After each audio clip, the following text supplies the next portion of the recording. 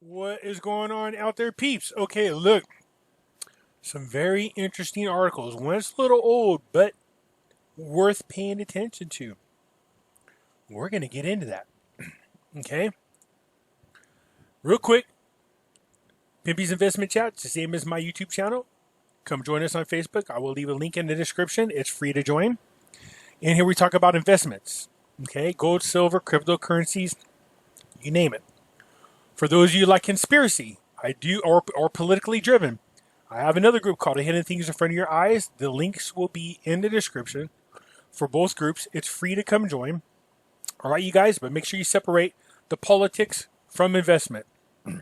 So let's get into Vietnam real quick before I get into the good stuff. Okay, as usual, we're talking about the Vietnam Dong. We are speaking about the economy. It's a little bit different than the Iraqi dinar. So what we want to see is the growth and expansion of Vietnam.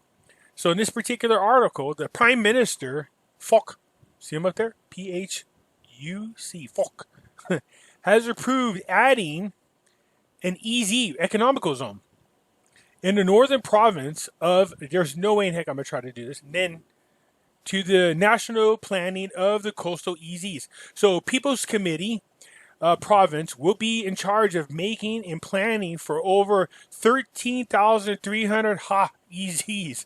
Ha is short for acres, or actually acres, okay, just so you understand. To ensure its development doesn't harm the or national defensive security while also preserving the forest and historical cultural relics. Let's get down to the good stuff.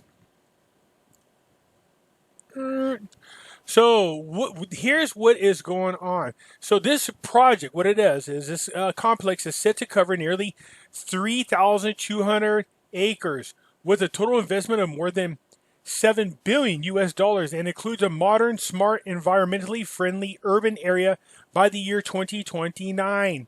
Okay, so another project is the AMTA Group's Song Kui Industrial Park with a total of 714 acres. So basically what this article is saying is this. They are now creating economical zones, opportunity zones, just like Trump did here in America. They're going to take the poorest parts of Vietnam and then offer incentives for individuals to go and develop these areas. There's huge tax incentives for you to go do so. So it's very similar to the same thing. The point being, where this area is, there's potential for a lot of industrial growth, okay? Because what they're trying to do is connect the poorest and most outskirts area of Vietnam and find a way to connect them to the city areas or the urban areas, and then make sure that the growth is expanded throughout all of Vietnam. This is big. I like this. I told you, when it comes to Vietnam, Vietnam is not just the currency that I'm interested in, but I'm also interested in long-term growth opportunities, and Vietnam definitely is a place to do it. So look at this. So look, the province overrun with property projects. They have so many projects regarding the property that there's not enough property. That's too much. That's funny. The number of property projects in that province surpasses actual demand, experts have said. So the province has 62 real estate projects that have been approved for development in addition to many existing projects, according to the Provincial Department of Construction. With a population of 200,000, has 21 new projects under development as we speak, while other cities and districts have around 10. This project covers hundreds of acres, consisting of mostly land plots. Many realtors had said that there were too many property projects. Too many. The point being this. There is a ton of development that still needs to be done in Vietnam. That's why I'm telling you, it isn't just short term. I love the Vietnam Dong. I know the currency is going to revalue, but also if you hold on to a little bit of it, over the next 3-5 years, you're going to see it increase even more. In addition to that, I have, if you guys watch my stock watch videos, I talk about a mutual fund for Vietnam. It's called the VNM fund. That's long term for me. 5, 10, 15 years down the road. I really anticipate huge growth, a huge growth opportunity in Vietnam. Now, having said that, let's get to the goodies. I think this article might have been sent to me by Mikey. I'm not sure, but nonetheless, it's talking about the global currency reset. The article is a little old, not that old, but we're going to cover what they're talking about. So it's talking about the investments that we are involved in. Okay, the Vietnam dong, Iraqi dinar, the Zimbabwe dollar, the Indonesia rupiah. They're going to explain to you in detail here how this is going to work. From bankruptcy to breakthrough, the task of resetting all sovereign currencies back to a par gold value, as we go back into the gold standard, countries agreed to be audited to determine who might be closest or furthest from the gold standard. This might be part of the new currency manipulation criteria that Trump has put out there. Those who are furthest away were placed in what's been called the first basket of revaluation, meaning the above four currencies, the Vietnam dong, the Iraqi dinar, the Zimbabwe dollars, and the Indonesia rupiah, were grossly undervalued. We already know this. And selected to redeem first as some pre-agreed international rate. We don't know what that is yet. Other countries like the United States, Japan, Switzerland, Great Britain, Germany, Australia were deemed overvalued and placed in an opposite but similar basket to revalue. I told you the devaluation of the American dollar is coming. And when it devalues, what is it going to do to other foreign currencies? It's going to cause their value to go up. This is how they're balancing it out.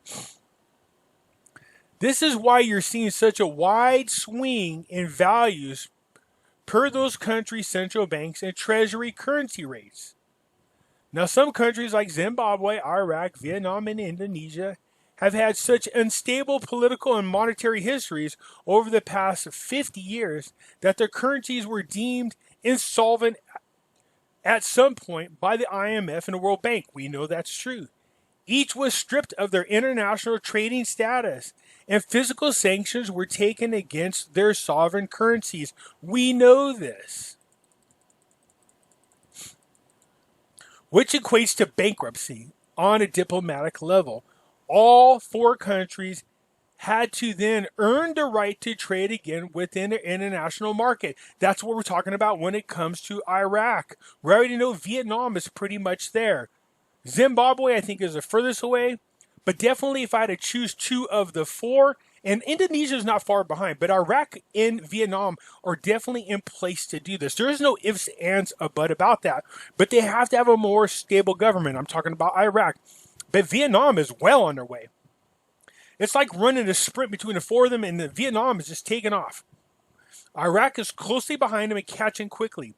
Indonesia as well is not that far behind due to the China trade war.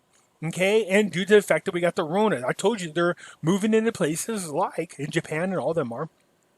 Into Vietnam, Indonesia, Malaysia, all those. Thailand, Philippines, Singapore.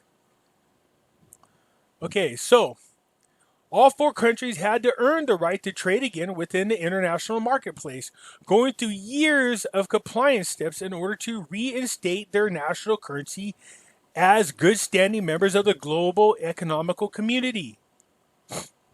We're there, you guys. We're so close. It's okay, do the pee-pee dance. The good news is all four countries ultimately accomplished their Herculean task, and as a result, their currencies are being allowed back into the global marketplace, and this time gold-backed per appropriate Basel III standards. We know about the Basel III laws. We've talked about it several times on the other channel.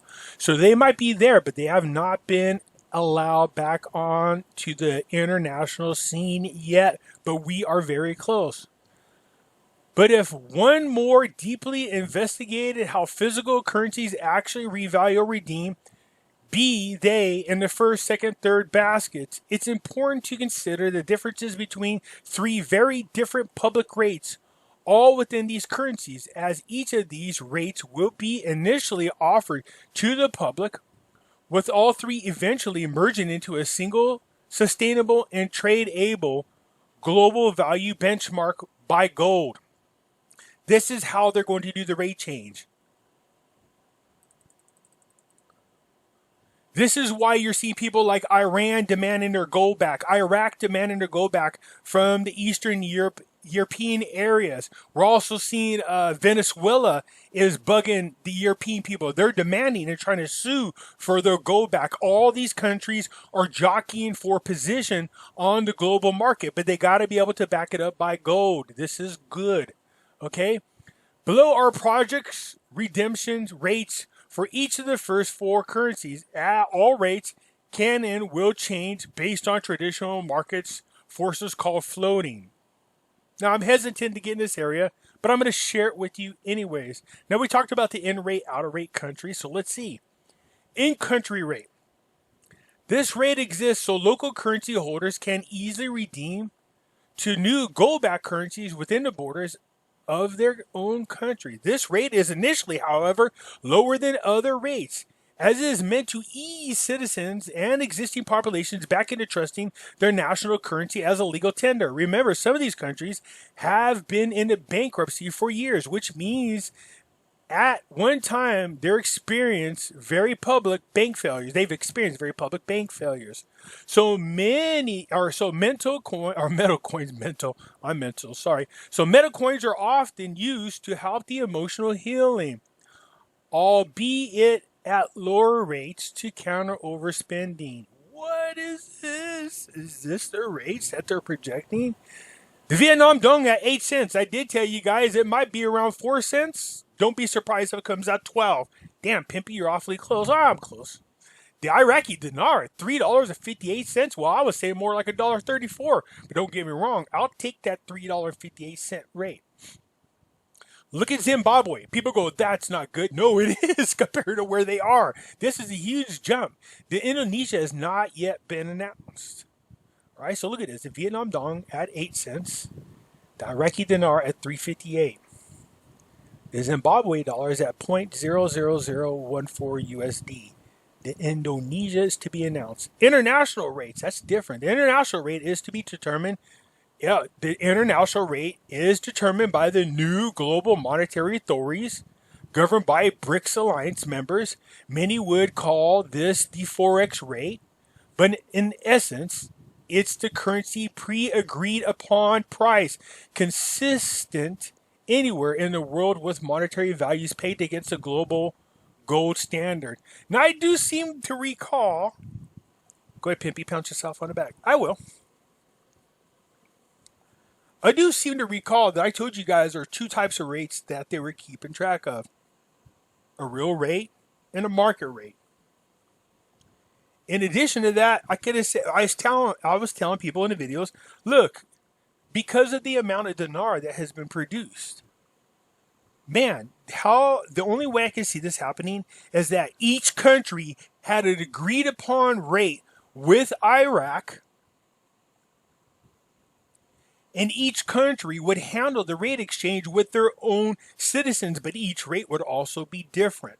It wouldn't be like a global rate. It depends on that country's purchasing power or the value of its currency. And I did a whole entire video on it, explaining how that's going to happen. That's what this is telling you right now. There is a pre-arranged, agreed-upon price. So what happens is, if I'm in the United States, and let's say it is $3.58, fine, I take mine down to my bank. That's who I deal with. I don't deal with nobody else. I deal with my bank. My bank then has to deal with the central bank. The central bank, I'm sure, is dealing with the U.S. Treasury, and they hold it as a foreign currency asset. And then they have some agreed upon rate between them and Iraq that will later be settled, as they are going to be aware the currency is going to go up in value as the country grows economically. That's why it's so important all these specific steps be taken. They're to assure that what's going to happen in the future is going to happen, and nothing is going to stop that. All right?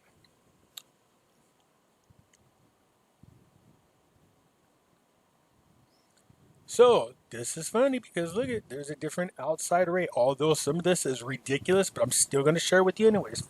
Do not jump around and do the pee-pee dance. This to me is a little extreme, but we'll see.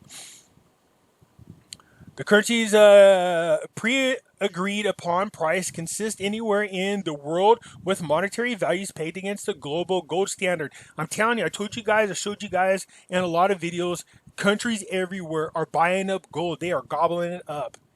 In the old banking system, the international rate was backed by the US dollar, the petrodollar, whereas in the new banking system, the rate is backed by gold per Basel III compliance standard. So when people go, well, look, they don't have the money. How are they going to have the money to support this rate for Iraq? It depends on their gold holding. That means they're going to have to what? Reset the gold price for you people I keep telling to buy gold and silver. In order for them to be able to afford these rates and back it by gold, that means the gold and silver value per ounce is going to skyrocket. Do you get where I'm coming from? Signed non-disclosure agreements are not accepted to be required in order to receive an international exchange rate. So Vietnam, didn't Pimpy say it was around 42 cents way back in the day? Yep, I did say that. I said it's probably going to come out around 4 cents. At the lowest, it should be 12 cents. But the real rate, if you do the real calculations, it should be somewhere around 42 cents. That's what I said. Here it's saying the rate's going to be between 46 cents and $2.71. Yikes, that'll be good. IQD, which is the Iraqi dinar, between $3.90 and $8.49. What the hell? They better have a lot more gold than they have right now, man. That is a ton of money. I don't think it's going to be that high. So for those of you who think it's going to be anywhere near that, calm your teats. It's not going to happen. More realistically, it's going to be somewhere. I still think the 390 is a really high rate. But if they have the right amount of gold and they get into these baskets and these basket currencies are supported by gold, maybe they have shared gold. So it might be like 10 countries are in that one basket of currencies and they're backed by gold. That might be the accumulation of all the countries together, how much gold they have, and this is how they're coming up with the rates for each of the currencies. So you're looking at Iraq. Can Iraq support this rate by themselves? No, but in a pool of currencies, in a pool of gold, they might be able to do this. It just depends on who's in this basket with them. Zimbabwe 4 cents to 14 cents. The Indonesia dollar at $1.05. Contract rates. The rates require a new account contract to be signed between the banks and its clients. Generally, the redemption rates are higher due to the length of participating holders. So this looks like some of the other BS. I know I heard about this. No, you're not going to get these rates. It's not even worth showing you guys. Okay? So this is an interesting write-up. It was on Steemit. I thought it was interesting. It was sent to me. I think it was by Mikey. But, asking me, what do you think about these rates? How realistic is it? I said, there's no way in God's green earth they can support this rates until I reread this article again. And I go, ooh, yeah, I see what they're doing. If you put, let's say there's 3 baskets. Basket A is the one where the Vietnam Dong, the IQD, and other currencies are in there. So if you take the amount of gold each country has, after the new global currency reset, that means the new value of gold and silver is based on the combined debt. Then you would divide the gold into that debt. That would be your new rate or new value of gold as well as silver. Keep in mind, Iraq has the second largest gold deposit still yet to be mined. If they do this based on the resetting of the values of gold and silver, then yes, because who's setting the value of gold and silver? The global community. Now I'm just going to make this up just to make a point. I'm just making it up. It's not real. But if they come out and say, look, 1 ounce of gold's worth, $100,000 and silver is now worth $20,000. That's not the price. I'm just making that up. But who's to stop them? Who's to say otherwise? People would just accept that. If that's the case, then they do have enough gold to back their currency at that rate. That doesn't mean that later down the line, they'll bring the rate down or they'll bring the value of gold down to a more realistic number. But just to get the global currency reset in the first place, they start off with something astronomical, moving us into this new monetary system and then bringing things back down to a more calmer level. There's where you get your jubilee. This is where you get your blessings. This is where you get your global currency reset. This is how you get your Nicera and your Jacera. Do you see how that works? So basically, these rates don't mean squabbly. What makes them real is the value that they place on gold and silver. Do you see how this works? Can you get these rates? Yes, you can. If they set the value of gold and silver at a rate high enough to support these rates. Does that make sense? See where I'm coming from this? Will they? I don't know. But it seems like they're heading in that direction. Now, I don't know anything about no contractual rate. That sounds like some BS, but it would make sense to me. Let me tell you why. To keep everybody from rushing down there all one time and depleting the banks, what you want to do is promise other individuals, if you're patient, I'll give you a higher rate later down the line. This allows the economy to adjust, the shock to the economy to be absorbed. This will generate a lot of new rich people who will then turn around and go out there, spend a lot of money. This will cause a kickstart and boost in the economies. The economy will grow, it will be robust, and they can afford to pay a more rate or a more higher rate to those limited individuals who do a contractual rate. So before I never agreed with them and I never believed in them, and I still don't. But I'm trying to figure out if they were real, how could it be handled? That's how it's handled. You guys want to know how they're going to afford these outrageous rates? They can't unless it will just depend on the value placed on gold and silver. If these are all going to be gold and silver backed currencies, this is how you can afford a rate for the Iraqi dinars. This is questionable to me, but it's doable depending on the value of gold or silver. This is realistic. So when people go, there's so much dinar out there and all that doesn't matter. You want to know why? What matters the most is the value that they set on gold and silver. This is how you know they're going back to the gold standard. This is how you know they're going to be able to afford a global currency reset. There is no other way to do it. No other way to do it. This is the only way to do a global currency reset at these rates. Let me make myself clear.